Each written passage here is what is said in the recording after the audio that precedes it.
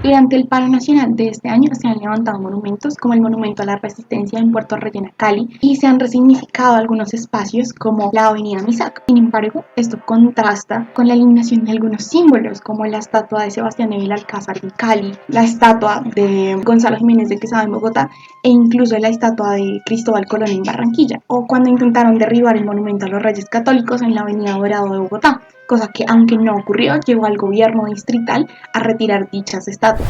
Durante este proceso, diferentes sectores políticos y ciudadanos desde distintos ángulos se pronunciaron a favor de retirar algunas estatuas, pero no otras, lo que nos lleva a preguntarnos, ¿Qué tan legítimo es este hecho?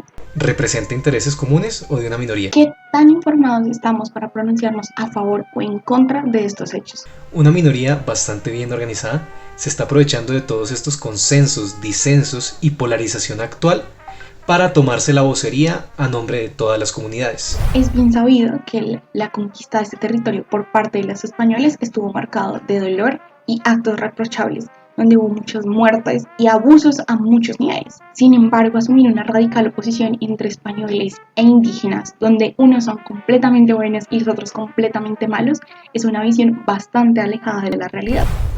Jiménez de Quesada estuvo muy lejos de ser un héroe. Fue motivado y tentado por la codicia de quedarse con el oro y las joyas. Incluso torturó a la Saquesacipa para quedarse con su tesoro. Pero nada de esto lo hubiese logrado si no hubiese sido con la ayuda de los indígenas, sin haber transado previamente una alianza, lo cual le ayudó a cruzar el Magdalena, le ayudó a enfrentarse a los chipchas, a los panches e incluso a derrotar al Zipa. Lo mismo ocurrió con Sebastián de Belalcázar, que se valió de conflictos ya existentes para establecer alianzas y poder conquistar territorio. Su accionar fue más belicoso e incluso podríamos decir que coincide con un conquistador bastante cruel, pero precisamente por esto mismo la corona española lo lleva a juicio y lo condena a muerte, tanto así que el mismo Belalcázar muere en su viaje a España, donde buscaba apelar a dicha decisión. En una época tan hiperconectada como la nuestra, nos resulta un poco complejo entender cómo hacía la monarquía española para gobernar sobre sus colonias, y cómo les era de complejo y difícil hacer un seguimiento en tiempo real de lo que sucedía en ellas. Aún así, los reyes de España sacan las maravillosas leyes de Burgos,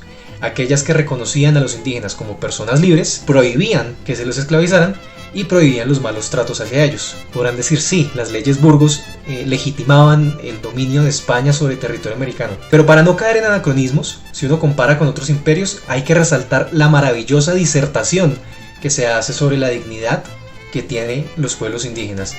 Esta disertación sobre este reconocimiento a la dignidad no lo vamos a encontrar en los demás imperios, ni en el imperio portugués, ni en el belga, ni en el holandés, y muchísimo menos en el británico. Entender todos estos fenómenos dentro de su complejidad nos va a ayudar a entender un poco mejor nuestra historia, entender cuáles fueron las sombras, responsabilizar puntualmente a los individuos culpables, para no caer en la facilidad de radicalmente dividir la historia entre victimarios y víctimas. Bueno, ¿y qué pasa con los indígenas? Ellos han fomentado la resignificación de la historia a partir del cambio de símbolos en distintas ciudades del país. Y aunque para la Organización Nacional de Indígenas de Colombia la historia de la conquista y los devenires políticos que vivieron sus ancestros son clave para su gobierno actual, su participación en el paro de 2019 ha sido motivada principalmente por el incumplimiento en los compromisos políticos del capítulo étnico del Acuerdo de Paz. De acuerdo al Observatorio de Derechos Humanos de la UNIC, desde el 7 de agosto del 2018 hasta el 31 de marzo del 2020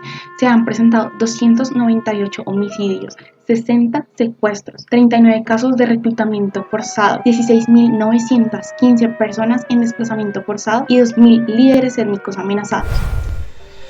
Realmente no hay suficiente información para afirmar que la caída de la estatua de Gonzalo Jiménez de Quesada en Bogotá por parte de los MISAC responde a los intereses de toda la comunidad indígena colombiana. Pero de ser así, quedan varias preguntas por responder. ¿Por qué no actuaron en nombre de la minga que ya venía tomando fuerza desde las marchas del 2019? ¿Por qué tumbar la estatua de Jiménez de Quesada que no recorrió el territorio MISAC y por ende no cometió ultrajes contra sus ancestros?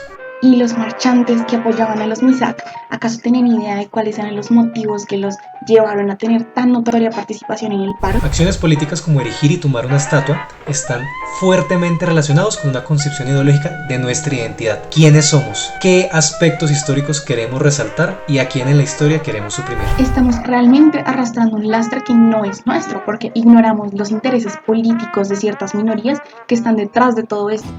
No son afirmaciones populares. Pero aquí seguiremos hablando desde el estigma.